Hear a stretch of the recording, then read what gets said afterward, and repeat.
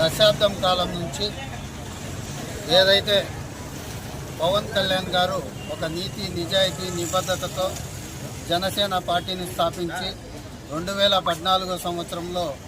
పోటీ చేయకోకుండా గత ఎన్నికల్లో 2024 ఎన్నికల్లో కూటమి ప్రభుత్వంలో 21 ఎమ్మెల్యే సీట్లు అలాగే 2 ఎంపీ సీట్లకు కంటెస్ట్ చేసి 100కు 100కు స్ట్రైక్ రేట్తో దేశంలోనే నంబర్ 1 పార్టీగా గెలిచిన జనసేన పార్టీని కేంద్ర ఎన్నికల సంఘం గుర్తించి గాజు గ్లాసు గుర్తును పర్మనెంట్గా శాశ్వత గుర్తుగా గాజు గ్లాసు గుర్తును కేటాయించడాన్ని కదిరి జనసేన పార్టీ తరఫున స్వాగతిస్తున్నాం. అలాగే మా అధ్యక్షుడు ఎన్నో అవమానాలు భరించినా కూడా ప్రజల కోసం నీతి నిజాయితీతో ఇక ముందు కూడా ఇదే గాజు గ్లాసు సింబల్తో ప్రజల్లోకి వెళ్తామని అలాగే గాజు గ్లాసు గుర్తును ప్రజలకు తెలియజేస్తామని చెప్పి తెలియజేస్తున్నాం.